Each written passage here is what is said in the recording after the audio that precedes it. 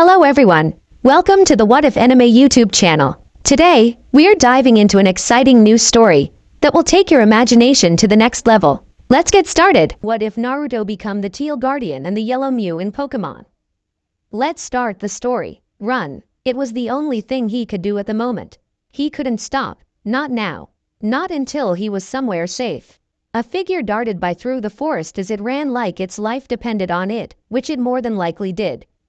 Boom! The figure Ning was suddenly blown forward as an attack had exploded behind him.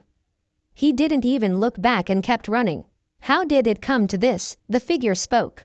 As he passed by some trees, it was revealed that it was Ash Ketchum, resident of Pallet Town in the Kanto region. What was peculiar was that his ever-faithful partner, Pikachu, was not with him. Ash began to remember why he was running. Flashback. Ash Ketchum, the pride and joy of Pallet Town, had just returned from the Unova League. He had lost to a kid named Cameron when his Riolu evolved into a Lucario during the battle. Sadly, Pikachu, who just wasn't enough and was taken down by the fighting steel type. And so, here is our hero, making his way to Pallet Town to head back home to rest after a rather long and adventurous journey. It's great to finally be back home. Right, buddy? Ash asked his ever-faithful company. Pikachu merely nodded and smiled. Ash grinned as he ran towards his house. Many of the people within the town smiled and waved towards the master in the making as he greeted them back. He finally made it back to his home and opened the door to find that his mom was waiting for him as she had given him a big hug while welcoming him home. "Welcome home, honey," Delia Ketchum, Ash's mother, said to her boy. He just smiled while Pikachu had jumped off of his shoulder onto the couch. After catching up some, Delia had went to make some lunch for the two so they could catch up some more. Ash himself was in his room as he placed all of his stuff down. He grabbed his Pokeballs and headed out to the professor's ranch. "Mom, I heading out to Professor Oak's ranch to show everyone my uneven Pokemon," Ash called out to his mother, whom gave out an okay. Soon, Ash and Pikachu were seen running towards the professor's ranch. Oak's lab. When the duo had arrived at the lab, they immediately walked up the stairs and knocked on the doors. An elderly man wearing a lab coat had answered the door, before he recognized Ash and smiled. "Ah, Ash, it's good to see you, boy," Oak stated happily as he gave his surrogate grandson a hug. Ash returned the hug while Pikachu merely waved. Oak led Ash inside the lab as Ash grabbed his Pokeballs. "Hey Professor, can I release my uneven Pokemon?" Ash asked as he hinted at his Pokeballs. The professor smiled and nodded. Ash grinned before he threw his Pokeballs into the air. "Come on out, everyone." Soon all of his Unova Pokemon were out and Professor Oak began to gush like a schoolgirl over the new Pokemon. Ash chuckled merrily as he saw the professor examine his Pokemon excitedly. They talked for a bit, before Ash had to head home for lunch. After lunch, Ash had gone into their backyard as was currently lying on the grass with Pikachu next to him. "Man, after so much time on the road, it feels great being back here," Ash said out loud, Pikachu agreeing with him. Suddenly, Ash felt sleepy and darkness took him. Ash's dream. Ash was currently in a white space. That was all he could see. Suddenly, in a bright flash, Arceus had appeared. Ash quickly bowed to the alpha Pokemon. "Arceus, hello," Ash said as he stood back up. Arceus nodded in greeting. "Is there a problem? What can I do for you?" Ash could feel something was off. He brushed it off as nothing. There was silence for a few minutes. Ash was about to say something when Arceus spoke. "I am revoking your title as the Chosen One," Arceus stated plainly. Ash went wide-eyed. What?" Ash questioned. "What do you mean you're revoking my title as Chosen One? Why are you doing it?" Ash wasn't sure what he did wrong.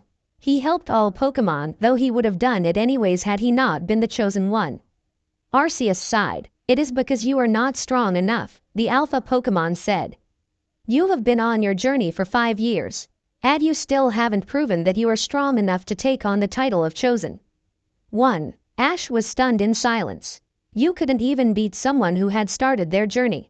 No, you are not fit enough to be the Chosen One." As the conversation had been going, each of the legendaries had appeared. They were all scowling at him, even Latias and Manaphy. However, There were 3 that had given Ash pitying looks. 2 Mewtwo could be seen, and they both look rather sad for their friend. A third one, an orange-furred Mew, was seen, though it wasn't a part of the council. It had been hiding behind some pillars that had formed, eavesdropping in the conversation. The Mew could relate to Ash, as it too had been betrayed and stripped of titles because of outrageous reasons. It shook its head and disappeared. If the situations were similar, then he needed to get to the boy, and fast. Meanwhile, Arceus had finished explaining his reasons. From this point forth, you shall no longer be our chosen one. This meeting is adjourned. The whole place flashed brightly and Ash had awoken. Pallet Town, Kanto. Ash had awoken after his dream to a quiet home. He got up and looked around for anyone. He found a note stating that his mother and Pikachu had went to Oak's lab. Ash decided to go there as well to see what was up. He went upstairs and took on his old Kanto outfit.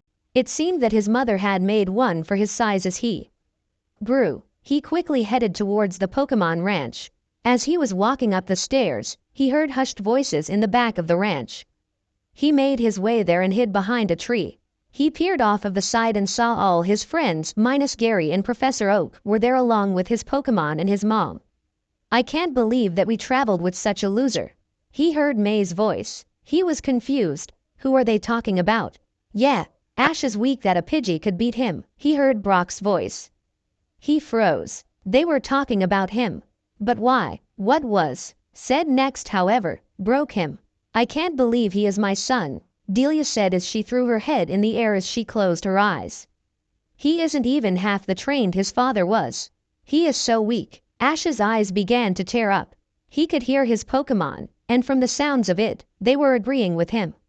His heart broke when he heard his friends continue to talk trash about him.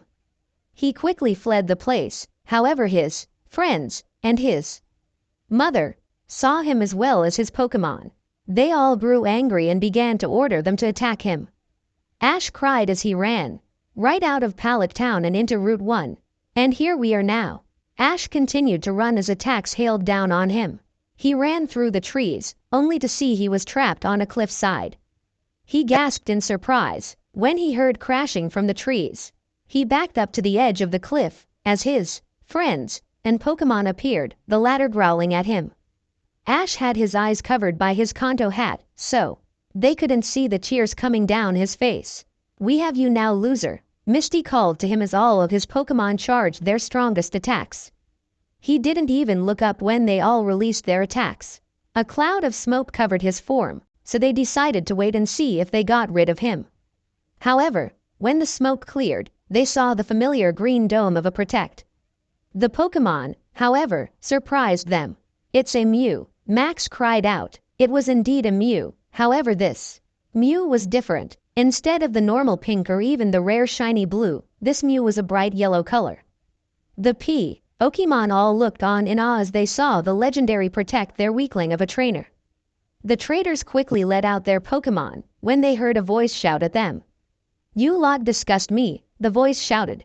From the tone of the voice, they could tell it was a male. They immediately pinpointed it to be the Mew. What is your reason for attacking a defenseless boy? He turned to his Pokémon. And you guys for attacking your own trainer. The Pokémon and traders were shocked. They shook out of their stupor and answered. Because he's a weakling who can't even fight his way out of a paper bag, they shouted. His Pokémon had a different story. We do not want him as our trainer anymore. He's far too weak for our strengths, they said arrogantly. The Mew just looked at them, before his yellow fur became a scarlet red. You lot are imbeciles, he roared at the group, whom flinched from his shouting. You guys think he's weak, huh? Well then, how did he get all of badges? How did he capture strong Pokémon? How did he train you guys to the point you guys are? Right now, the Pokémon and traders began to stammer out a response. Save it, I don't want to hear another fucking word out of you guys. The Mew scoffed as his fur turned back to bright yellow.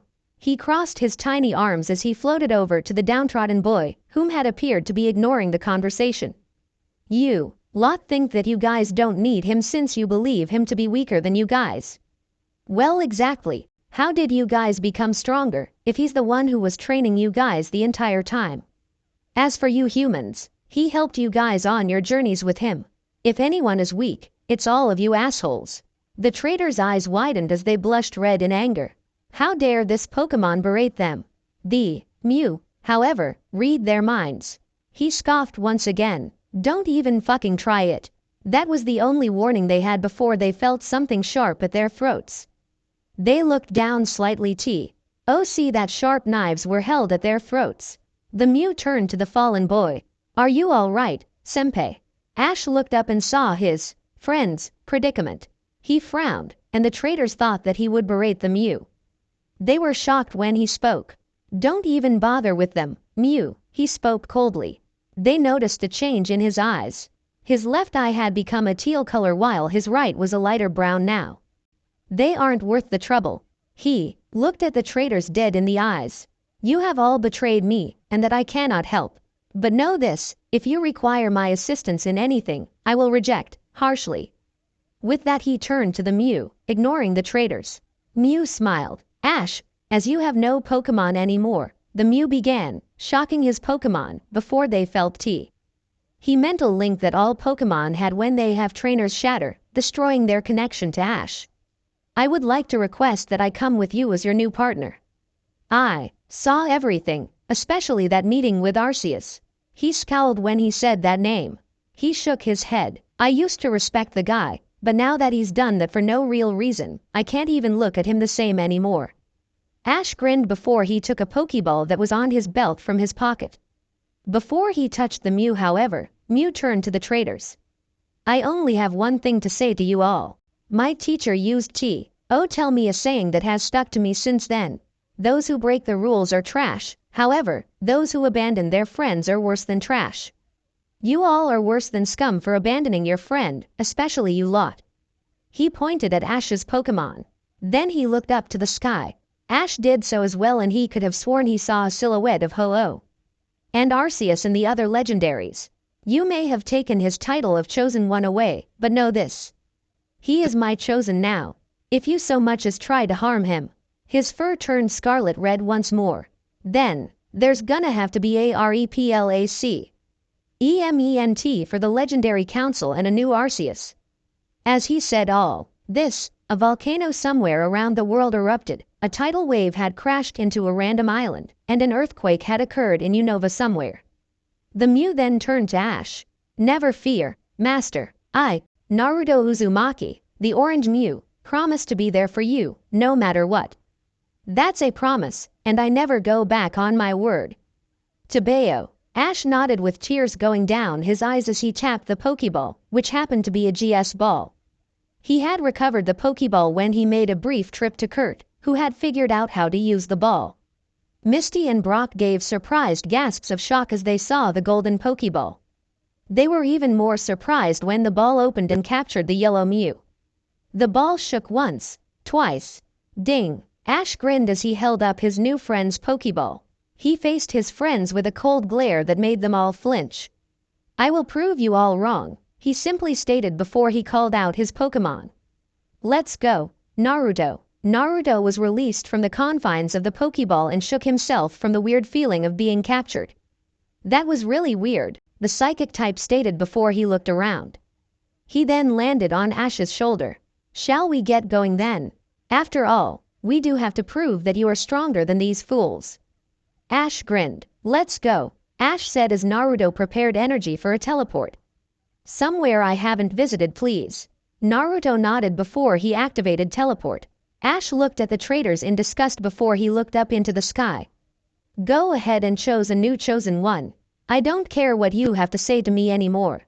If any of you come to me, I will attack. No mercy. With that, Ash flipped everyone off and the two disappeared, never to be heard from for a long while. 3 years later, the Kalos region, a region full of beauty and life. Here lies Pokémon that aren't seen in many parts of the world. From the starter Pokémon Chespin, to the rare and elusive Diancie. Here is where our story progresses, in a small coffee shop in Lumio City. Lysandre Cafe, thank you. Come again, a voice cried out from within the shop. We see a young female, about 15 or so, working behind the counter. She had chestnut brown hair and was wearing a black blouse with a red skirt. A red hat finished off her looks. She had blue eyes and was around 5 feet 6. She looked at her next customer, who happened to be someone in a cloak, a mawile sitting on their shoulder. To tell the truth, she was slightly afraid of the man. Hello sir. What can I get you? She cursed at her own fear. She heard the figure sigh, and figured they were a male from the sound of the sigh. Ma'am, there's no need to be afraid of me, he said before he placed his order. After a couple of minutes, 3 French vanilla lattes were ready for the male. He immediately gave one to the mawile. He tipped his hood before he walked out. The waitress sighed. That man was kinda scary, she muttered, before she got back to work. Ever since she took ownership of the place, there has been an increase in customers. Of course she should change the name soon, nah. Hey, everyone has that point of laziness. With the hooded man, the male had walked out of the shop when he teleported out of the area, getting some shocked gasps from a few pedestrians. He reappeared on top of the entrance to Terminus Cave, his new home. He entered its depths and finally came to a spot where a hole was. It was just large enough for him to squeeze through, the mawile following after. I really need to widen that entrance, the man muttered. He reached down and grabbed a Pokeball from his waist. He pulled it up, revealing it to be a golden GS ball. He smirked as he released the Pokemon from within. When the light died down, there was a yellow-furred Mew. I got the coffee, Naruto. The Mew. Naruto did a backflip in joy and quickly took his cup before gulping it down, not minding that it was still pretty hot. The mawile had since finished its coffee and tackled the orange Mew when he was finished with his drink. The hidden male laughed at the Mew's predicament. "Open it, Ash," Naruto growled out as he hugged the mawile back. He gave it a peck to its lip. "Geez, Haim, I was only in the Pokeball for like 10 minutes tops." The mawile scoffed. 10 minutes too long, the mawile said, its voice revealing it be female. Ash laughed again as Naruto sighed, before he smirked and hugged Haim some more. Ash sighed as he finished his laughter, before he some sounds and looked around, only to come face to face with a Noibat. In its tiny claws was a golden envelope with a seal of a globe with a Pokeball next to it. He took the note, and thanked the Noibat with some poffins. He took of his clo act to show that he was wearing an Aura Guardian outfit. Same outfit from Mystery of New Movie. He held a staff that was identical to the one he had in Cameron Palace, though rather than a large crystal at the top. There was a rounder stone of sorts. His hair had grown to cover his left eye, while his right remained its same light brown color. He sighed as he opened up the envelope. Naruto and Ma Il whom was floating thanks to Naruto. Dear Ash Ketchum, man, do you know how long it took to find you? You're harder to track than the legendaries, for Pete's sake. Anyways, there's a tournament that is coming up soon. It'll be at the Kalos region, so you don't have to go too far. The winner will have the chance to take on any region's Elite Four and their champion if they get far enough. Also a reward of 2,000,000 poke and one of each known Mega Stone in existence. More information will be told at the tournament. The Pokemon World Trilos Tournament. See ya there, Ashi boy. Professor Gary Oak. P.S. Those idiots will be there as well, so you can get some payback. A crudely drawn chibi Gary giving a devilish smile was next to it. Ash looked at his 2 Pokemon. Then he smirked. Well guys, you wanna have some fun? Ash asked his Pokemon. They were his only 2 Pokemon after that day after all. They gave of fiendish smirks as they agreed. Hell yeah, I wanna join, Naruto shouted as he pumped his fists up. I want to pound their faces into mush for what they did to you. Of course I shall join, Sir Haim answered, her second mouth grinning rather devilishly. That reminded Ash of something. Oh yeah, I have a present for you, Haim, Ash said as he went into another part of the cave to retrieve what he was to give her. Naruto and I spent a lot time making this. Mawile gasped when she saw what it was. There was a necklace that seemed to be reinforced with aura. It wasn't this that made her gasp, rather it was what was attached that did. It was a round stone that had an orange and pink coloring with a black S in the middle. Where'd you get this Mawilite? Haim asked as Naruto put it on her. She loved the gift and proved it when she grabbed the psychic type and smashed her lips onto him. He moaned in approval while this happened. Ash sighed as he looked at the 2. He chuckled however after a bit, breaking them from their makeout session. You're gonna get so much more than that later tonight. The way she said it made both males blush, Naruto more so than Ash. Ash laughed once more before he grabbed a few items. As for your question, well, we found it while we were digging around here one day, Ash answered as he grabbed a few Pokeballs in a Pokédeck. Though this was a modified one he received from Professor Sycamore when he arrived to the region. He shook his head as he began remembering things that weren't important, though Naruto's previous life was definitely important. He shook his head again. Anyways, the Pokédeck was modified by Saika, more in Naruto to carry up to 20 Pokemon at a time as well as to release them if Ash were to put them in the machine. In there they could train and gain twice the amount of experience that they would if they were to train normally. He put it on his wrist and looked at his two Pokemon. Afterwards, we decided to make it into a gift for you. I thought that since we were gonna go to a tournament, what better time than now? Haim gave off a happy smile as she hugged her trainer's leg, before he picked her up and put her on his shoulder. Naruto flew up to his other shoulder and teleported them outside of Terminus Cave. Are you ready for this, Master? Naruto said, teasing his trainer with the whole master thing. Ash sighed in annoyance, especially when Haim joined it. Yeah, are you ready to show your true strength, sir? Haim added in, that was their thing. Naruto would call Ash Master, while Mawile would call him Sir. Ash smirked. Of course I'm ready, Ash said as he looked at the sky. After all, it's time for me to show the world our true strength, The wind began to blow as he said his proclamation, blowing the hair out of his left eye, showing the same teal-colored eyes that he received 3 years ago. All three of them smirked in determination.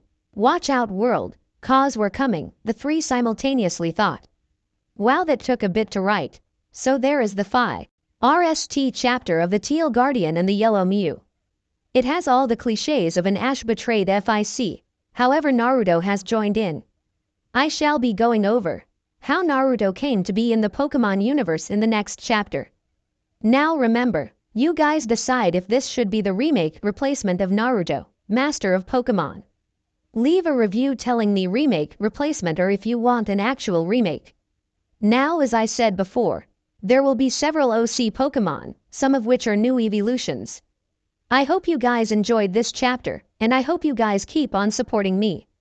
It really means a lot that you guys actually read my fics and think they're actually good. I truly do love that you guys are supporting me, and I hope you guys continue to do so. I have started to update my progress on my work on Twitter. Just search for Kairoshiro or Kairo Fan Fiction to find me. Anyways guys, that's all I have for now. I shall begin writing the next chapter of NNL sometime tonight, and let me tell you guys it's gonna be awesome. I shall see you all in my next update.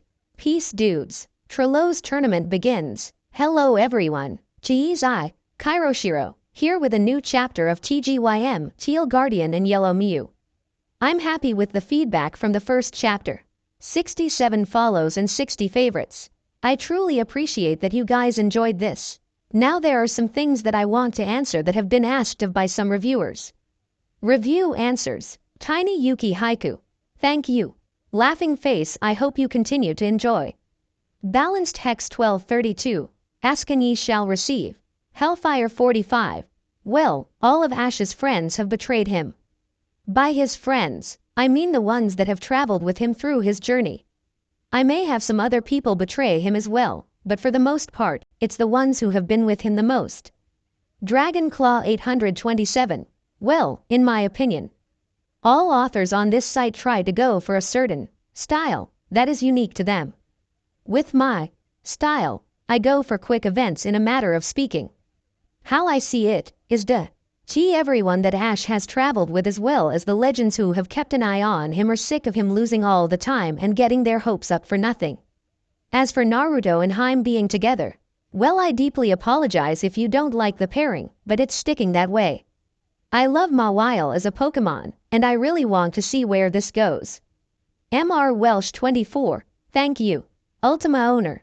Yes I have OC evolutions for the other types, though some of them I am revisualizing and redrawing as I don't feel like they have that evolution. Look to them. Spark 681. Well, I suppose you'll have to stick around. Cheeky smiley face. Sin of disaster. I don't see what you mean by a new betrayal fic, but thank you. And yes, Naruto and Haim will essentially, how do you say, rape faces of the other competitors. I'll be adding another Pokemon that Ash catches however, so it won't always be Ash destroying the competition. Emil Boot anime freak. Well, I was trying for a different type of betrayal fic. In all or most of them, Ash's mother is killed in some way, shape, or form. There are some where she supports him from her home, but for the most part, I usually read, Delia was killed in a fire, or, a team insert. Team Grunt killed Delia by stabbing her, etc. So I wanted to go a different route and have her betray him as well. Unsafest Moss 81, thanks. I haven't read a FIC, with Naruto as a Mew, except for a FIC. Called Father of Pokemon by the creator 95, the mysterious otaku. I agree with you that betrayal fics aren't really believable, and yes, they are rather fun to read.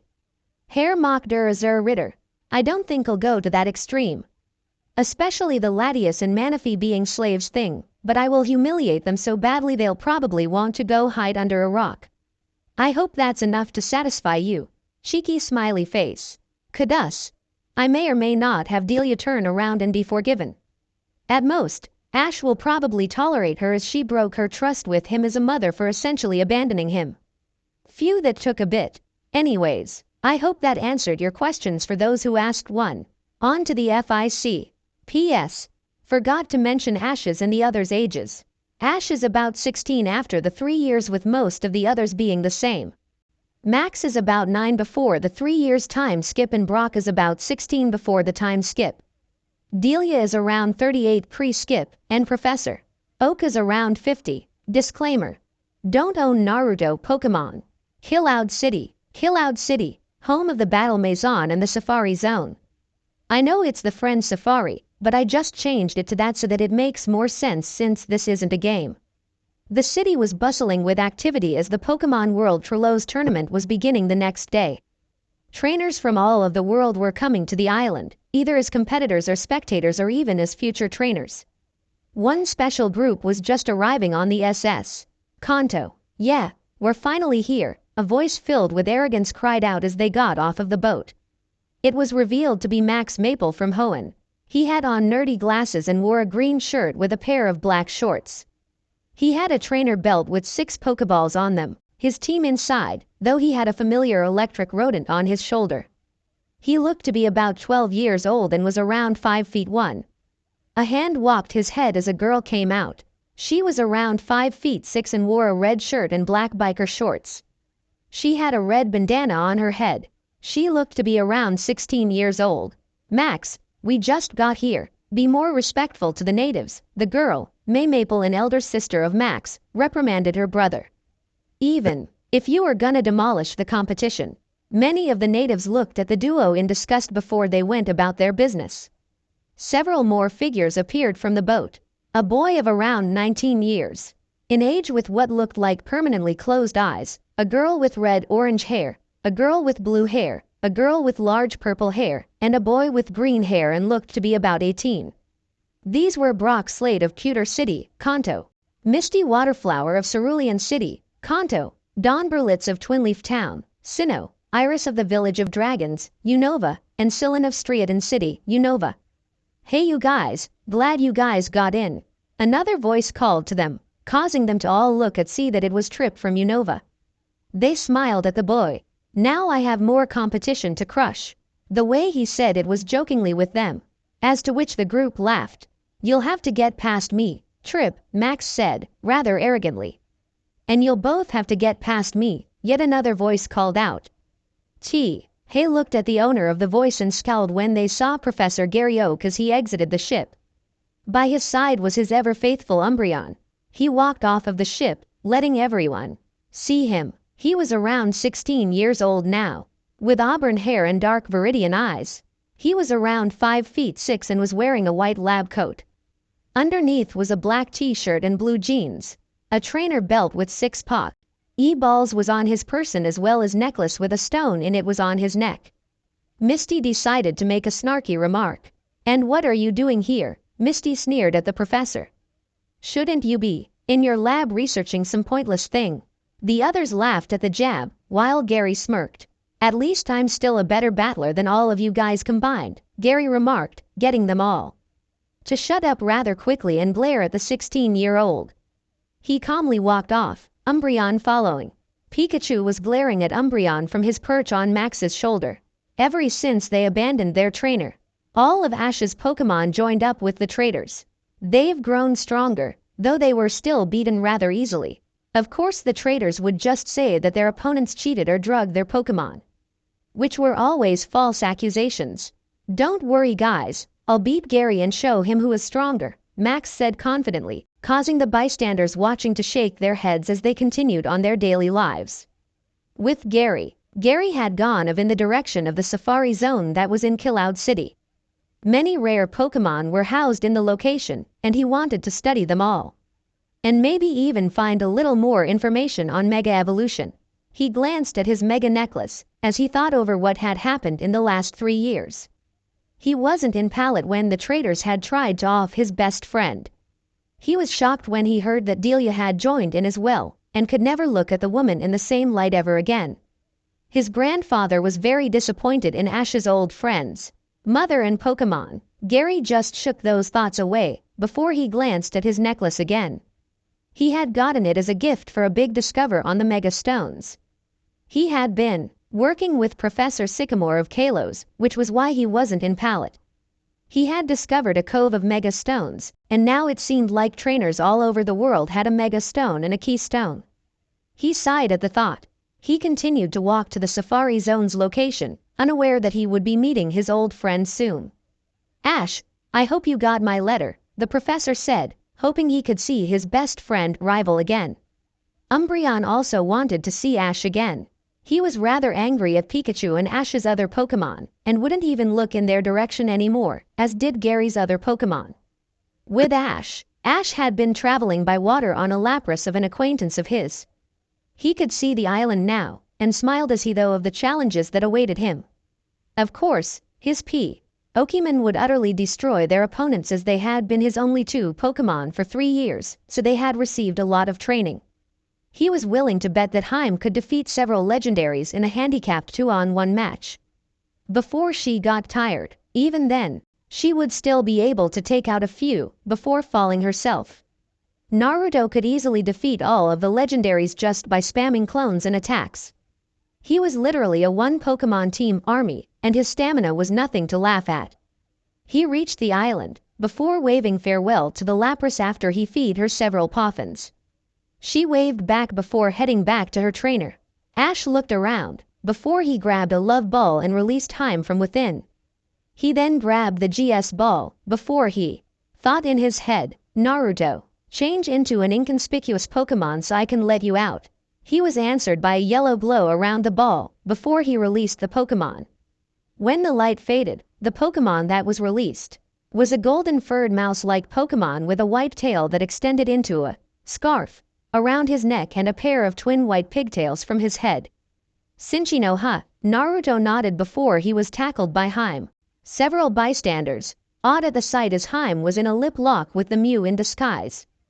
Geez Haim, you act like you haven't seen me in half an hour, Naruto said sarcastically, receiving a deadpan stare through their lip lock from Haim. Haim let go and hugged the now normal type. Ash walked on, heading towards the Safari Zone that was in the city. When you guys are done catching up, meet me in the Safari Zone, Ash remarked, getting the 2 to blush. Gonna see what I can find. Naruto and Haim suddenly disappeared in a burst of smoke. They weren't missing this opportunity.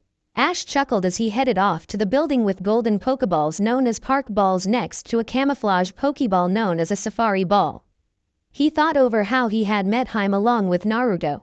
Flashback 2 years ago. It was officially 1 year since Ash had been betrayed and Naruto became his only Pokémon. The duo were currently exploring the Hoenn region, Victory Road to be exact.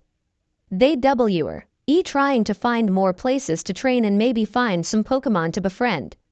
They haven't seen many Pokémon that were willing to be caught by the trainer as most Pokémon were wary of him since they felt he was no longer the chosen one. Suddenly, the 2 heard a cry of help from somewhere within the cave. They quickly rushed towards the cry and gasped when they saw a trainer kicking a Mawile. "You stupid Pokémon," the trainer said as he kicked the steel fairy type in the stomach, sending her into a wall. Ash and Naruto growled angrily. "You can't even win a simple battle. All you had to do was hit the chandelier with a sucker punch. But no, you can't even do it. That's it, I'm done with you." Mawile's eyes went wide as the trainer brought up her Pokeball. He threw it on the ground and stomped on it, severing their connection of being his Pokemon. He then called out a Houndoom. "And to make sure you don't mess up another trainer's life with your incompetence, I'm go." He was cut off. Hen and Aura Sphere hit Houndoom and knocked it out. The trainer and the Mawile looked in the direction of the Aura Sphere and saw Ash and a golden Lucario. Ash was in his Aura Guardian clothing with the staff, though the top of the staff had a crystal rather than a keystone at the time. "I'd suggest that you leave this Mawile alone," Ash said coldly, getting the trainer to wet himself before he returned the downed fire dark type before he ran off, scared for his life. Ash sighed before he turned to the Mawile, who was being treated by Naruto, who was by her side already, his hands glowing green as he healed her injuries. She only had slight injuries, probably more from her last battle more than from the hits her ex-trainer gave her. "Are you all right?" Naruto asked the steel fairy type. She just nodded as she sat there silently, letting Naruto finish healing her injuries. Afterwards, she just continued to sit there, her eyes unfocused as she replayed the moment in her mind over and over again. Tears gathered in her eyes before she saw a white light in the corner of her eyes and suddenly felt a pair of arms hugging her. She looked up to see Naruto in his true form, though his eyes were what caught her attention. They held the eyes of someone who has seen much in their life.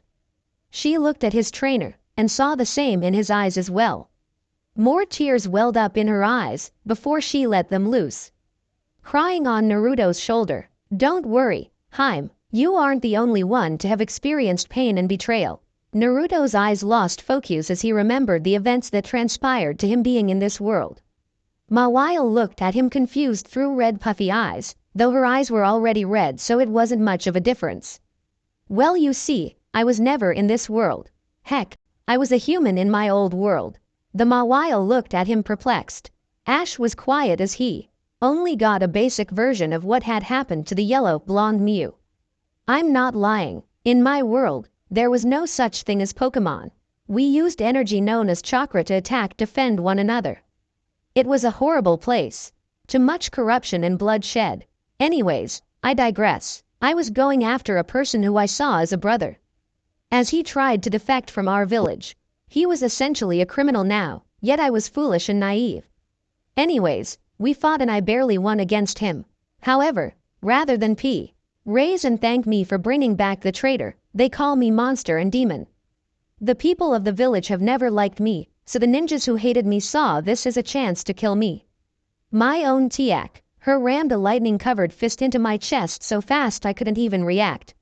I died shortly after, but rather than my soul going into the afterlife, my stubbornness and determination practically willed my soul into a new body. And a new world." Naruto paused here before he gave of a mirthless chuckle. "It's ironic really, my own sensei, with his motto of, those who abandon the rules are trash. But those who abandon their comrades are worse than trash, is the very one to kill me." Ash looked at the psychic type sadly, while Mawile had a pained expression on her face. "I awoke shortly after, and once I got my bearings straight, I noticed I was in a white room, like spotlessly white, with several statues of what I later found out were Pokemon. Apparently, I had become a blonde Mew and was found by Victini, who was passing by where I was found. I was taught by Arceus and the other legendaries for a while, and before I knew it, over 2,000 years had passed by. Over that time, I had grown attached to the original Mew, and we got into a courting relationship, though that didn't last long when she began to see the other Mew behind my back." Naruto's eyes welled with tears. Ash was paying rapt attention as Naruto hadn't told him about this. Mawile began hugging him much like he did to her. This was around the time that my trainer, Ash over there, was still known as the Chosen 1A. ND was currently heading back to his home region after his loss in the Unova League. Arceus and the others had planned to betray him because he couldn't finish a league. It wasn't his fault when Arceus had limited his Pokemon's power. Anyways, after that, I knew I had to find him and possibly join him in his quest to show them all that Ash was the best in the world. Mawile looked at Naruto in sadness. What happened to you and Mew? Ash asked, unknowingly asking what Mawile was about to. Naruto sighed as he gave off a sad smile. I confronted her about it, and she laughed in my face along with the other legends. Telling me to get lost as I was nothing but a freak, Naruto said as he stared at a wall. So I did just as she asked, of course after I used a hyper beam around the place. His mood was mischievous as he said that. Mawile was silent for a bit, before she looked at Naruto and Ash with determination in her eyes. I wish to join you, Mawile said. I can at least be of some use. I know that I had a bad life. But you've had it so much worse, Naruto, and you too, Mr. Ash, sir. Yet you guys have rebounded with so much strength. I want to be like you too. Naruto and Ash were shocked at this info.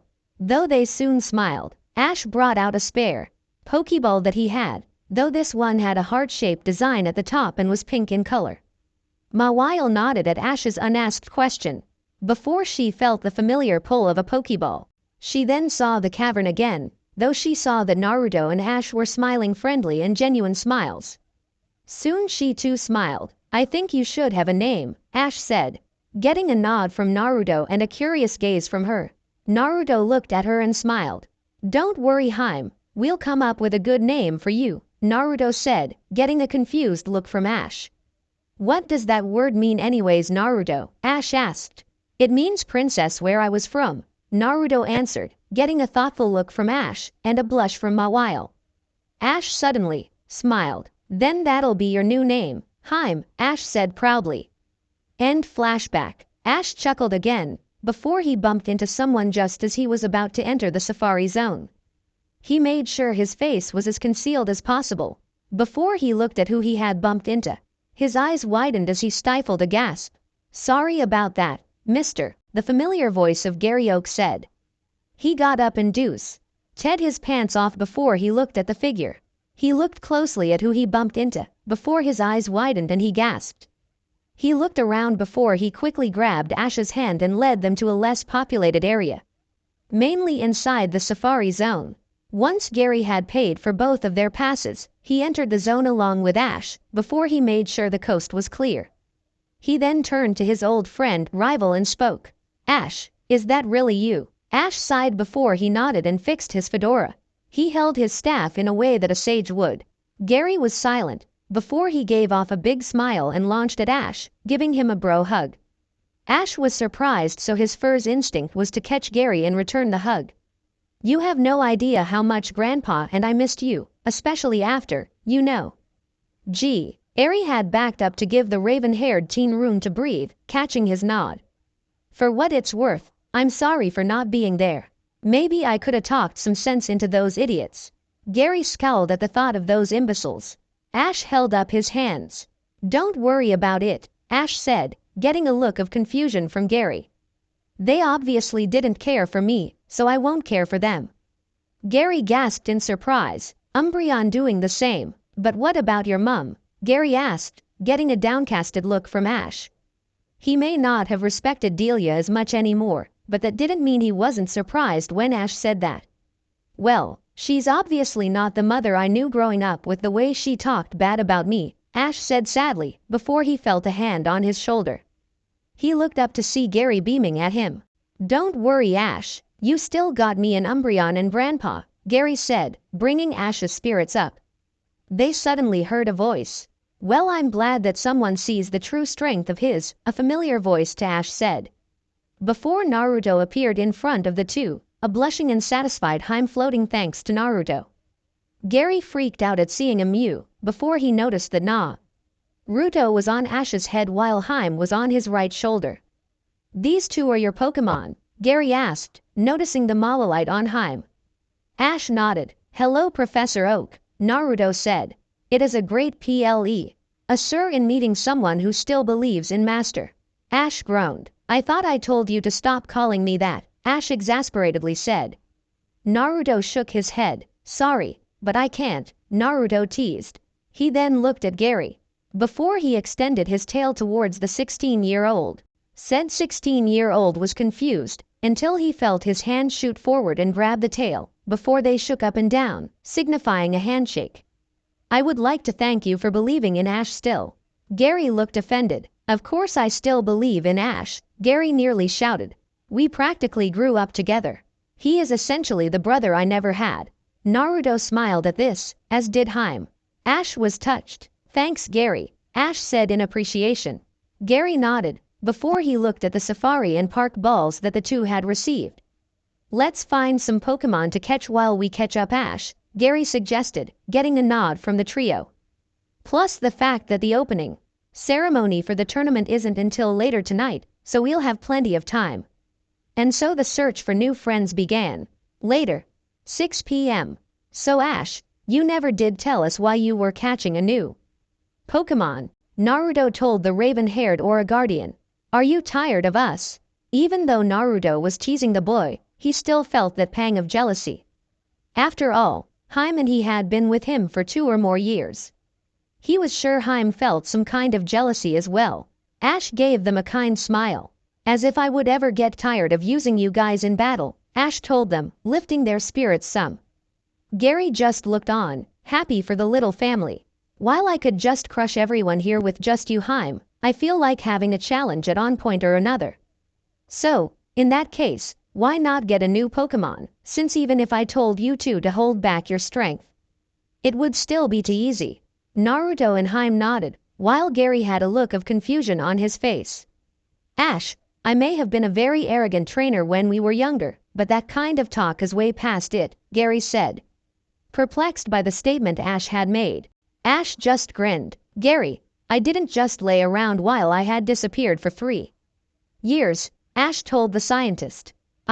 They've been training my Pokémon to and beyond their limits. Haim here could take on several legends in a 2-on-1 handicapped match and still beat several of them before she starts to get overwhelmed. Gary gasped at this information. Naruto here could easily beat at least 90% of the legends no problem. Arceus and Giratina would be kinda difficult, but he could manage. Gary had stars in his eyes at this point. Before he could question Ash, however, they all heard a cry coming from the west of their position. They looked at each other, nodded, and ran towards the cry, Naruto transforming into a Cinccino along the way. Once they had arrived at the source of the cry, they saw the traders and their Pokémon attacking a small Eevee village that was within the safari zone. Naruto and Haim were instantly enraged. Though Naruto had to make sure Ash put on some kind of disguise, he looked at his trainer and noticed that Gary had as well. In Ash's place was a 16-year-old boy with ruby red hair and violet blue eyes. He had on a black t-shirt and red cargo pants. Naruto nodded while Gary was curious and surprised. What are you guys doing? Naruto shouted in a human voice, much like Team Rocket's Meowth could. The traders looked in their direction, surprise evident on their faces. Naruto quickly shot out a hyper voice at their Pokémon, stopping them from doing any more damage to the little Eevee village. The group of 5 quickly went in front of the village, Umbreon, Naruto, and Haim growling at the traders. Pikachu jumped down and began to charge electricity in his cheeks. Gary looked at Pikachu disappointedly. Honestly Pikachu, I don't even know who you are anymore, or rather who you were, Gary said, his voice laced with disappointment. To his credit, Pikachu actually looked regretful. Before he went back into an angry face, Max began to speak. So what Gary? Max shouted, unaware of the employees of the Safari Zone were watching from the trees. He's my Pokémon, so he can do whatever he wants. After all, I am the son of a gym leader. The arrogance in Max's voice just made Naruto want to shove a Rasengan into his head. He crossed his paws into a familiar T-shape shadow clone technique, Naruto said, getting the traders' attentions as they heard a Pokémon speak with its own mouth, not telepathy. Suddenly, in a big plume of smoke, 19 more Narutos appeared. Alright, I want 15 of you guys to go and help the Eevees. Help any of the women and children first. If you find any injured or weak, heal them. 15 clones saluted before they went about, healing the injured and helping them rebuild their village. The damage dealt wasn't as bad as they first thought. The other 4 Narutos each formed a glowing sphere of chakra. He glared at the traitors as Umbreon formed a shadow ball and Haim had a focus punch. Ready, Pikachu, a Gallade that they assumed was Max's, a Serperior that Ash knew was Trip's, and a Steelix that Ash knew had to be Brock's got in front of their trainers. Leave now. I shall not tolerate imbeciles like you trying to hurt innocent Pokémon like these. Misty sneered at the normal type. So what? Misty bragged. They are rare Pokémon that can be strong under our care. Ash shook his head slowly at his old friends. They had sunk to low. Suddenly, in a flash of movement, Naruto had plunged a Rasengan into the Gallade's gut while the other Narutos followed the original's plan, though Pikachu took a focus punch to his gut and Gallade took a shadow ball as well. The Pokémon were sent flying back, before they each hit rather massive rocks, forming indents in them. The Eevee and the employees watching were shocked at the power of Naruto's. The traitors were horrified. What power? Leave, now. Naruto's voice was as cold as ice at this point. Max had an arrogant look to him. Why don't you leave such a weak trainer like him and join a stronger one like me? Max said, his voice dripping with arrogance. Naruto shook his head in disgust. Before he used a rock blast at his feet. Leave, Naruto roared, getting the traitors to finally leave the safari zone. You'll regret this, Trip shouted as they ran off. Naruto sighed before he turned to the Eevee. Ash, who had dropped his disguise when the traitors left, and Gary were helping out with the rebuilding and gathering food that they had lost in the attack. The employees decided at that time to come out. That was a mighty fine thing y'all kids did for these poor Eevees, one of the workers spoke, startling the two, before they continued with working on the village. The employees began helping them, and once done they began talking again. Honestly, I'm quite surprised that people could be so cruel, a female employee spoke. Donk Pa phrased one. Ash and Gary nodded. Well, I guess our time is almost up, Ash said. It was an awesome place to be. Take care now. Ash and Gary waved to the employees and the Eevee as did Naruto and Haim. As they were leaving, however, Ash felt 2 paws grab onto his leg. He looked down to see the Eevees, more than likely twins. The Eevee on the right had a crescent moon mark on his forehead, while the female one had a cloud-shaped mark on her cheek. He looked at them and kneeled down to their level. Hey you two, what's up? Ash asked the normal types. They began yipping, and Naruto translated. They want to join us, and their parents allowed it. Naruto translated. The tribe is thankful for the help we gave them. They want us to take these Eevee with them, and to help them reach their full potential. Ash nodded before he took out a pair of safari balls and a pair of park balls. The Eevees knew what to do. One of the workers had a different idea though. Wait, an employee said, walking up to Ash with 2 Pokeballs. One was black and blue in color with a crescent moon on the top while the other one was pink with a red spot at the top. These are a moon ball and a dream ball. These Pokeballs are going to be implemented into the safari soon, along with several other Pokeballs. These 2 are the only ones I have on me at the moment. However, for helping the Eevees out and getting those idiots out of here, I shall reward you with them. Ash put his Pokeballs away and took the 2 rare Pokeballs. He then smiled before he kneeled once more and showed the 2 Eevee the Pokeballs. The male went for the N ball while the female went for the dream ball. The Pokeballs didn't even shake before they were captured. Please, take good care of those 2. They are very well liked throughout the zone, Sims. You or many of the Pokemon here wouldn't hesitate to harm you should you mistreat them. Ash nodded. He then waved once more before he left the safari zone with Gary in tow. He was gonna return the safari and park balls, but the attendant just smiled and gave let the 2 keep the Pokeballs. Geez, today was surely eventful, Gary said as he cracked his knuckles before he went about cracking several other bones into place. Ash nodded as he released the Eevee twins. You 2 can stay outside if you wish to, Ash said, getting nods from the 2 young Eevee. Naruto was still in his Cinchino form as Haim had locked her arms with his. Umbreon began chatting with his pre-evolutions. The group was heading towards the biggest building in Killoud City to get through the introductory announcement of the tournament. Trello's tournament building. Ash and Gary were currently in the mass of people here who were in the tournament. There was a lot of people within the building. Of course, those not in The competition were in the upper platforms too. View the introduction into the competition. Naruto and Haim were on Ash's shoulders while the Eevee twins were back in their Pokeballs as the noise would not be helpful towards them. Everyone was chatting about something or another before the noise stopped as an elderly figure walked up the stage. This was Mr. Charles Goodshow, the head of the Pokemon League. All trainers paid rapt attention to the elderly male as he began to speak. Hello, and good evening to all the competitors of the Pokemon World Trelos tournament, Goodshow said, getting a big chorus of hellos from the mass. Now, I'm going to skip most of this boring junk that's nothing more than formalities and get into the tournament itself. Many trainers in the audience snickered at his rudeness, knowing that he was the one who wrote the formalities and that he was right. Now then, as you may or may not know, this tournament only comes every 3 to 6 years. Now then, we have about 512 competitors in this tournament, which means everyone shall be able to battle at least twice every round until the top 32 in best 2 out of 3 matches. Afterwards, we shall start doing 4-on-4 battles until we get to the top 16, in which that shall be full 6-on-6 battles. The trainers nodded at the information, though Ash scowled. He needed 2 more Pokemon for a full 6 Pokemon TM since it'll more than likely be a requirement. Off to the side, the champions of the 6 regions started walking onto the stage. As you know, the winner of the tournament shall have a full collectee on of each of the known Mega Stones as well as 2 billion Poke plus the chance to battle any of the region's Elite Four and champion. Now then, who is ready to win? All of the trainers shouted out that they would, which then got them to glare at one another.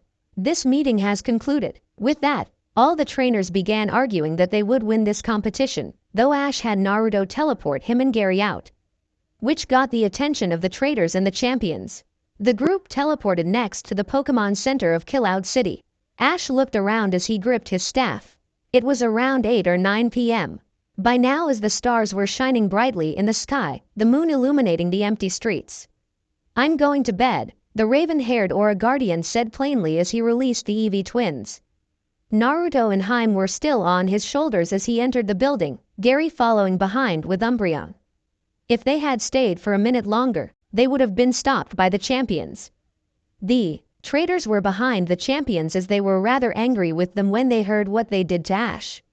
They had wanted to catch up with the young professor as he had essentially closed himself off to the whole world when his brother had disappeared, and had delved into his work even more, while secretly trying to find Ash. Darn, we missed them, Cynthia cursed softly as they saw the professor and his friend walk into the center. Lance and the others sighed before they headed back to their hotel that was given to them by Charles. Gotta love that influence of his. Inside of the room they rented out, Gary had already gone to bed with Umbreon by on his chest. Ash was busy bonding with the Eevee twins. I think you guys need some names, Ash said, pointing at the normal types. Naruto had since gone back to his original form as he and Haim were cuddling with the twins. Ash had a thoughtful look as he looked around the room, trying to think of a name for the two. He idly saw his aura staff on the side of the room. Before he looked outside, he saw the full moon and the stars surrounding it. Before several names came to him. Okay, how about these? He pointed at the male twin. For you, how about Phantomufosu 2? Or Phantomu 3 for short. The Crescent Moon Eevee thought it over before he nodded with a smile. Ash smiled as well. He then looked at the female twin. And for you, how about Radosakai 4 or Sukai 5 for short? The female Eevee gave off a yip as she tackled the raven-haired 16-year-old and licked his face in happiness. I'll take that as a yes. Well, I guess we should get to sleep now. Tomorrow is a big day after all, what with the tournament starting up and all. The 4 Pokemon nodded before rearranging themselves in a way that Phantomu and Sukai were in between Naruto and Haim, who were embracing one another. Ash smiled at the scene before he put through his fedora onto his aura staff and laying back on the sheets with his hand underneath his head and his other on his chest as he thought over all the things that have happened since the beginning of his journey. A tear fell out of his eyes as he slowly fell asleep. Why, Mum, why did you betray me? And there we have it. Chapter 2 of Teal Guardian and the Yellow. New. Ash has met up with Gary, caught 2 new Pokémon, and the tournament has begun. It was kinda difficult in making the tournament bra. Cat, it's still not official yet, as well as the amount of battles for each person to get through each round. It is essentially as such. Each round has a required 4 out of 6 battles must be won to advance to the next round. If you lose 2 matches, then you are out of the competition. In the top 32 rounds, it shall be 4-on-4 knockout battles in which you need to knock out all 4 of your opponent's Pokémon. In the top 16, it shall be a full 6-on-6 Pokémon battle for the rest of the tournament. I already have a decent bracket list, though I am going to ask a friend of mine for a little help with the brackets. By the end of the story, Ash will have 6 Pokémon, though what the Eevee shall evolve into or whether they stay as Eevee as well as the last 2 of Ash's Pokémon shall come much later. Ibly around the 10th or 11th chapter is when they'll start coming in. The next fix, I'll update will probably be Why You Never, When the Memories Are Gone, or Bleeding Darkness. Then again, school starts next week, so I could simply do what I said I'd do and write a chapter for all of my fix that I'm currently working on, that is, and update them throughout the week. We shall see what happens. On another note, I just realized that the 27th shall be my 2nd year since I've joined this site. I completely missed the first year, so I'm gonna plan something for this one. I have several ideas, but I'm gonna talk it over with some friends or myself. Anyways, that is all for now, guys. If you guys enjoyed this chapter, please leave a review. If you guys didn't like this chapter, please tell me, and what you would have done differently. That's all for now, but don't worry, I will be updating a bit sooner than usual. Thank you, and good night, bows and exits. First battles. Hello everyone, Kairoshiro, here with another chapter of the Teal Guardian and Yellow Mew. This is number 2 of the fix that were chosen to be updated due to the poll. It's going to be a good battle, I can almost 80% tell you, guaranteed you. I won't be taking too much of your time, so let the chapter begin. Before I begin completely, I will be posting a form at the bottom of the page. I am asking for people's OC and their teams, though that'll be discussed at the end of this chapter. Forgot to put this in the previous chapter. 1. So Not Cool 2. Phantom Force 3. Phantom 4. Light Sky 5. Sky. Review answering time. A Milbudanime freak. Like I said before, there may or may not be redemption for Delia. I will be redeeming at most 2 people in this FIC, for reasons that shall be stated later. As for Angie Annabelle pairing with Ash, well, you'll just have to wait and see. Nay, cheeky smiley face. Ultima owner. Yes, it is for his starter, but it's also for some of his other Pokémon. In this FIC, the Mega Keys are like in X and Y, where you can use them for any of your Pokémon. Spark 681. The reason for Delia betraying him will be explained at a later date. Cheeky smiley face. Xanarkan Winter Call. Thank you, laughing face. Hellfire 45. As I said to a Milbudanime freak, she may or may not get redemption. As for the Mew and Naruto thing, well, to tell the truth, I improvised on that. It was originally gonna be that Mew would be his mother and they get into a fight in which Naruto leaves. But I couldn't word it correctly. I got frustrated and just scrapped that and made it into that. As for the lemon, well, I'ma get a lil better at writing lemons before I think of doing that. Though I'm not even sure if I'm even going to make one. Herr Mach der Zur Ritter. Don't worry. The legendaries aside from the 2 Mewtwo's and a certain Pokémon plus T. He Kalos legendaries, as they hadn't met Ash at the time of the betrayal, and Ash's old Pokémon will be completely and utterly humiliated later on. Unsafest Moss 81. I hope I continue to make it interesting for you. Cheeky smiley faced Sevis. Thank you, laughing face. Babby Panda. The Eevee's evolution shall remain a secret for now. P.S. Charizard did betray him as well. The Pokémon he catch shall be a secret for now as well. Eltigray 221. Thank you. Laughing face. Yes, Ash's Pokémon will be powerhouses, though the newer Pokémon will be less so until later. Carrot. Disclaimer. I don't own Pokémon Naruto.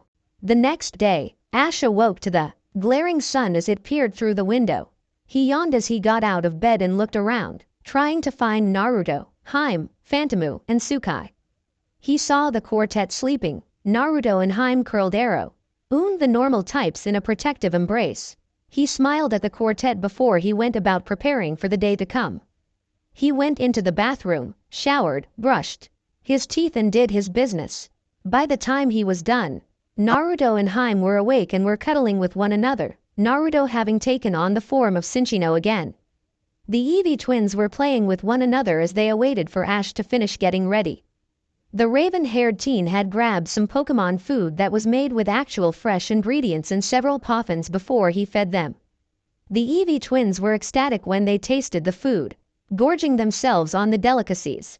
Ash had put on his Aura Guardian clothing and grabbed his staff as Naruto put away all the food bowls into Ash's mini pack. It was specially made by Naruto so that it would go into his pocket dimension to house everything that they had. The group all went out of the room to go and get some breakfast before they would head down to go to their battle. So we have a battle today, Ash rhetorically asked his Pokémon. This will be really fun. Naruto and Haim nodded while the Eevee twins bobbed their heads up and down as they walked with their master. As they got to the dining area, they saw Gary with Umbreon eating a small breakfast. They greeted them as Ash went to get his own breakfast. The group calmly sat quietly as Ash quickly downed his breakfast. They then went out to the battlefields as they checked out who they would be battling as well as what stadium they would be in. So it would seem I'm battling some guy named Orion. Says here that his most used Pokemon is his Ampharos, which is apparently his Mega Pokemon. This will be something. Gary nodded as he read over who he was fighting. I'll be battling some girl named Anais, Gary announced. Says here she mainly uses her Aerodactyl. Not sure if it's gonna be a Mega, though I would prefer if it's not. He shook his head as they continued onto their field. They had a battle in the same one after all. Too many people use Megas nowadays and just want to claim that they're the best with them. We did well without the Mega jewelry, all the things Key stones can be placed on around the body like the bangles, bracelet, earrings, etc. and Mega stones before they came out, and now it's like it's absorbed all of daily life. Ash and his team were nodding, though the Eevee twins were doing it to copy the others to Gary's words. That is true, but you have to remember that it's too ingrained into our lifestyle now, Ash said, continuing before Gary could respond. Besides, at the very least, people that abuse their Pokemon have a less likely chance of using them as you need a strong positive bond to get the Mega evolution off. Gary sighed as he had to agree to that. They began to split off as they had arrived at their field, Gary going into the stands as his battle was a bit later after Ash's battle. Ash had returned his Pokemon as he got onto the field, his opponent waiting there already. He looked to be around 23 with bright orange hair and light gray eyes.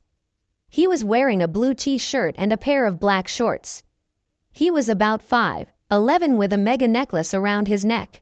Several Pokeballs were on his waist and he had a confident grin on his face. The referee saw that Ash had arrived and nodded before he raised a flag, beginning to announce the matchup. Since the red corner has arrived, we shall begin this match, the ref said as Ash covered a good part of his face with his fedora. He could feel some of the traitors as well, several legendaries hiding in the stands as humans. He grinned as he would show them his real strength soon enough. Now then, the first match of the Pokemon World Trilos tournament shall now begin. Remember that this is a best out of 3 battle. Trainers, send out your first Pokemon. Ash and his opponent sent out their Pokemon. Let's electrify them, Amphi. Ash's opponent shouted as he sent out the electric type known as Ampharos. It had a Mega Bracer on its chest area with a yellow Mega Stone that correlates with it. Ash grinned as he sent out Haim. Let's show them our strength, Haim. Ash called out as the Steel Fairy came out of the love ball. She grinned as her Mega Amulet swung a bit. The ref took the stand again. Now then, as I have seen Mega Stones, I'm assuming that you two want to use Mega Evolutions, the ref asked, getting a nod from the two.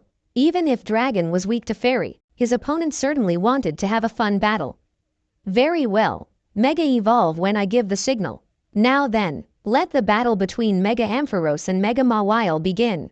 The two quickly placed their index and middle fingers on their respective keystones, though Ash just swung his staff in front of him while sending aura to the Mega Stone, strengthening the power of the Mega Evolution. This didn't go unnoticed by the hidden legendaries, whom were the two Mewtwo, Mew and her mate, and Arceus. Several other legends were hidden in the air, all of them invisible as they watched the match. They were interested in trying to help out their new chosen by scoping out the competition, and felt the aura pulses that Ash gave off. The traitors, which included Brock, Misty, Max, and the new chosen one, Trip, were watching this match. They scoffed when they saw their opponents, thinking they would be easy to take down. "Do you feel that, Father?" Mew asked the alpha Pokémon, whom nodded. "It feels like the aura is strengthened by the bond the two share. And that bond is as strong as Ash's and Pikachu's used to be." Arceus nodded once more, before he gave his complete focus on the battle, as did the other legends. "You're very lucky that only Mewtwo and I can hear your thoughts, Ashura," the female Mewtwo thought to herself. Her mate no doubt thinking the same thing. "Before we start, I'd like to introduce myself as Derek." Derek introduced himself to his opponent. Ash nodded before responding. "Name's Satoshi," Ash said, giving his opposition his middle name, rather than his first. He may want to prove the others wrong, but he wants to show himself when he gets a battle with one of them and humiliate them. He grinned ferally at the thought. His opponent nodded before his Mega Evolution took place. Derek's Keystone sent out a pulse that reacted with Amphi's Mega Stone.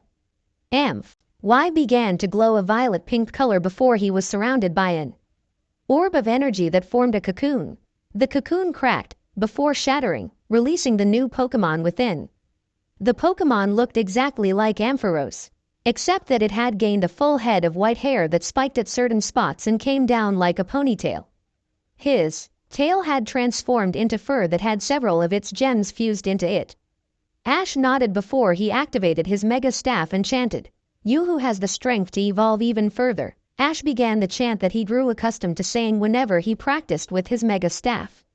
While he never had a Pokémon to Mega Evolve before, he practiced what he would say and do as a sort of signature action. "If you lend me your heart and trust, I shall lend you my strength and will."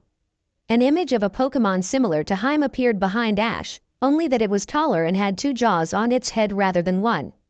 Haim began glowing that same purplish-pink color, only S. own light teal could be seen coming from it as well. The same cocoon that covered Mega Ampharos a while ago was now covering Haim. Transcend through the boundaries that keep your true strength hidden away. Go, Mega Evolve. The cocoon cracked, before it burst open in a show of absolute raw power. From the orb came Haim, only she was different.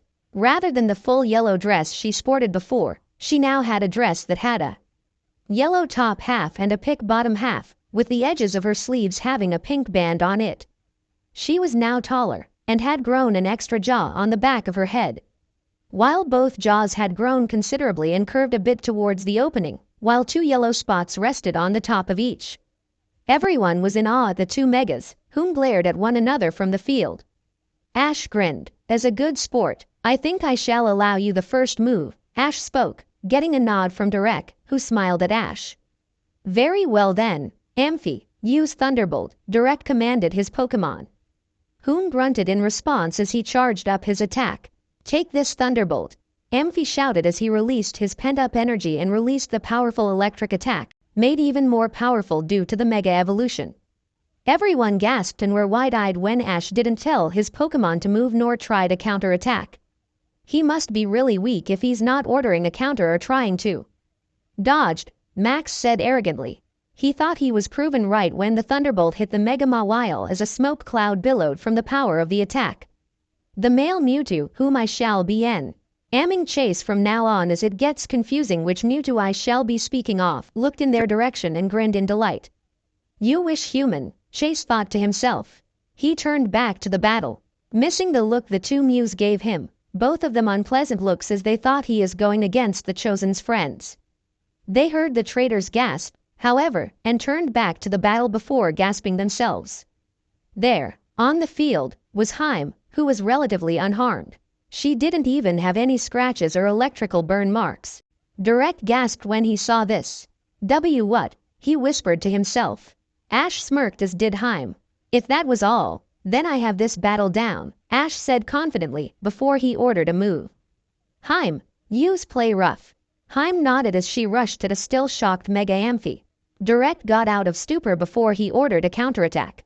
Quick, use Thunder Punch to get block at Amphi, Direct desperately ordered, as he knew Amphi would go down to a play rough from a Mega Mawile if she were to land the attack. Amphi charged up electricity into his paw quickly before he lashed out at the incoming Haim. Ash smiled again, jumped and crashed down with an extra ice fang, Ash called out. Getting a gasp from his opposition, Haim nodded and sprung up high into the air, before she rushed down, grabbed Amphi by his now non-electrical fist, before she bega, en rough housing with him with her mouths that had ice fangs on them. Amphi took too much damage from the attack and fainted, reverting back into regular Ampharos. Everyone was shell-shocked at this turn of events. It WWW would seem that H-Heim has won this match, ref said, getting everyone out of their shocks. Green Trainer, send out your Napi Pokémon. The ref quickly got out of He way of the battle as Direct sent out his next Pokémon, a Pokémon that looked like a giant iron demon. Ash frowned in annoyance as it was an Aggron. While they may be slow, that armor protects them from the fiery of attacks. Let the battle between Mega Mawile and Aggron begin. Haim, let's start off by getting in close, Ash said, Haim rushing in at the iron armor Pokémon being her confirmation. Direct kept a neutral face, and many people believed he was giving up. Then, just as Haim had reached them, he called out an attack. Use Roar, Direct shouted, getting a grunt from the steel rock type. Aggron quickly let out a large roar that stunned and pushed back Haim before she was absorbed by her Pokeball. Another Pokeball opened up and Naruto was released, thankfully as his Cinccino form. Everyone sighed, knowing that a Cinccino against an Aggron was like a Magikarp against a Rayquaza on land. Mew, however, quickly realized who it was immediately, as the whisker marks on his cheeks were a dead giveaway. Naruto, Mew whispered, barely heard by Arceus and her own mate. Mew grew enraged by what she saw. How dare he side with the traitor? She was about to go down there when Arceus held her down with his psychic plate. She looked at him in anger, only for him to shake his head. Well, I suppose that you were dragged out, Naruto, Ash asked his ever-faithful partner, whom only smirked in response. I suppose we shouldn't let the people here wait. I want to go and get some food, and I'm sure Gary would like something to eat before his battle, so let's finish this quick. Naruto gave off a feral grin at the thought of food. If you finish fast enough, I'll even let you have some ramen tilde. Ash chuckled when Naruto disappeared, much to the confusion of the audience, including Direct and his Aggron. Gary looked up into the sky and gasped. People around him heard the gasp and looked up as well, all of them gasping as well. Naruto had about 30 shadow clones around him, each of them holding a Rasengan. Use Rasengan Naruto. To the audience, it looked like Naruto pushed off of the air as if he pushed off of the ground, his clones following as well. They all opt like a meteors falling into the poor iron armor Pokemon. Aggron quick protect, Direct cried out, his Pokemon successfully getting the move off. He sighed in relief, only for it to turn into a gasp of shock as the attack tore through the protective green barrier and slammed into Aggron. Poor Aggron had no chance as Naruto completely dominated his opponent with his Rasengan meteor shower. The ref, whom had taken the stage again, and the winner is the red corner, the ref stuttered out as he was stunned by the pure power of his two Pokemon. Ash nodded as Naruto helped the Aggron up with his tails and scarf. You okay there? Naruto asked the steel rock type, who nodded, though a little dazed. Naruto bowed regretfully. I apologize, but when my master told me about letting me eat ramen, I had to do all I could to win. I haven't had ramen in ages. Here Naruto had anime tears running down his face as Aggron awkwardly told him it was fine while patting his back to reassure him. Ash sweat dropped as did Gary, whom had come down to meet up with Ash. Ash and Direct both met in the middle, Ash looking sheepish. Good battle Direct, Ash said merripishly as he rubbed the back of his neck. Direct deadpanned before he sighed and held out his hand, Ash doing the same as the two of them shook hands in respect. As much as I would like to call that a battle, Direct said jokingly. I knew I was outclassed when you took down Amphi down in one hit, even if it was a combo. She must be your strongest Pokemon. He darted his eyes to the Mew-disguised Cinchino for a second. Ash shook his head. Actually, Naruto right there is my strongest, Ash announced to his opponent, unknowingly telling the traitors and Arceus and Mew who were all behind some stands that were around the field. I only have those two and two Eevee that I recently caught. Naruto and Haim have been my family and friends as well as the best partners that a trainer could ever ask for 3 years.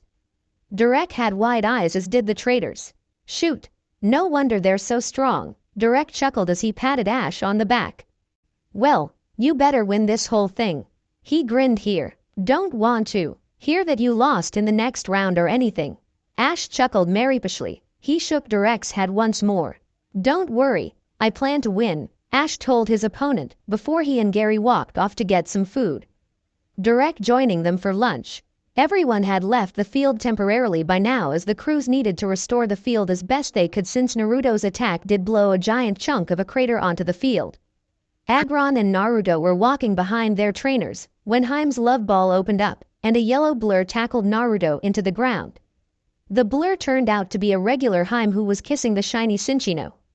Aggron chuckled at his new friend's mate, while Amphi popped out of his ball and looked at the scene in adoration. Ash chuckled before he let out his Eevee twins, E2 shaking their furs to get ready to walk around and stretch their legs. Mew was seething for reasons unknown to her, before she felt her mate wrap an arm around her. It was now just the Legends W, atching them as the traitors had left to get food as well. Who does he think he is? Mew snarled out. I leave him and he leaves the Hall of Origins, his legendary status behind, and then he hooks up with that hussy. Mew's mate, whom shall be named Chuck, looked at her confusedly. And you care why? Chuck asked his mate, whom froze. Why did she care? She shook her head. Naruto was on of their species, so they should only go with Pokémon that are worthy enough. She glowered at the retreating forms of Naruto and Haim as well as Ash and his friends. She'll show him, later. Gary's match. The crowd of people were chattering about the previous match and the utter domination of Ash, whom they believed was Satoshi, and his Pokémon, especially the Cinchino. Something like would be very tough to one-up. Though they hoped that they could see such a battle. Ash idly noticed that the traitors weren't there, probably called off to their own battles. He did sense the other legendaries hanging around the area, most likely analyzing the battles that were occurring. He himself was sitting in the front row of the stands as he, Naruto, and Haim awaited this next battle. The Eevee twins were sitting in his lap, both wanting to see Uncle Umbreon battle, though they were feeling a bit tired from lunch. Finally, a ref came in along with Gary and another female. She was about 5 feet 4 wi, ruby red hair and storming violet eyes. She looked to be around 15 years old and was wearing a blue blouse and a white skirt. She also had a mega earring. The female, who Ash presumed was Anais W, end of to the red corner while Gary had went of to the green corner. Ash smirked as the battle went underway. The second battle of this field for the day is now underway, the ref said as he pointed his flags to each side. Trainers, send out your Pokémon. Let's go Terra. Anais called out, a pink pterodactyl coming out of the luxury ball that she threw, a mega bracer on its chest. Gary frowned before he threw his Pokeball. Let's go Blastoise, Gary called upon his old friend. The blue turtle came out with a grin on its face as it stared at its opponent. A mega necklace was around its neck. The ref nodded as he waved his flags. Now then, if your Pokémon need to mega evolve, do so now, the ref told the two, both answering by holding their fingers to their mega keys. Gary sighed as he saw his partner evolve even further into Mega Blastoise. He really didn't want to mega evolve, but he didn't want to have a disadvantage. Mega Blastoise ended up having his two cannons on his back say into one large cannon on his back while two mini cannons were equipped to his wrists in a way that made it seem like Blastoise could shoot them like a gun. Mega Aerodactyl had a lot of spikes grow over his body while his claws and teeth seemed to get sharper. Right then, let the battle begin, ref yelled out before he quickly walked out of the range of fire. Gary quickly started off with the battle. Blastoise, let's finish this quick, Gary called out to his Pokémon, who nodded as he concentrated on the task ahead. Let's start off with Water Pulse. Blastoise quickly gathered Water Mole Acules into his 3 cannons before firing them off at a fast rate. The crowd was surprised at how fast the water type could do that. Dodge and attack with Aerial Ace, Anais cried out, as Mega Arrow. Dactyl quickly flew out of the path of the water attack and began flying towards Mega Blastoise at a quick pace. Gary quickly called out a counter-attack. Blastoise wait and then use Water Pulse, Gary called out. Blastoise didn't respond before Aerodactyl appeared in front of him. It let out a squawk of surprise as it was flung away from the other Mega. Keep up the pressure with an Ice Beam. Blastoise quickly fired out the frigid blast of ice at Aerodactyl, whom was just getting up from the Water Pulse. It cried out in pain as it was hit by the frigid, before it was frozen over.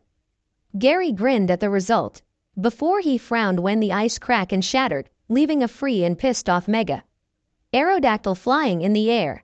Aerodactyl, use Stone Edge, the teen shouted as her Pokémon foe RMED stones in the air and hurled them at their opponent.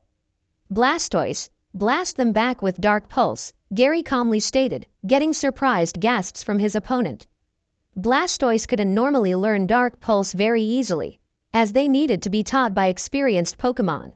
Gary's Blastoise charged up dark energy from the cannons along its body before firing them off. The attack gained extra bow Ost thanks to Mega Blastoise's Mega Launcher ability.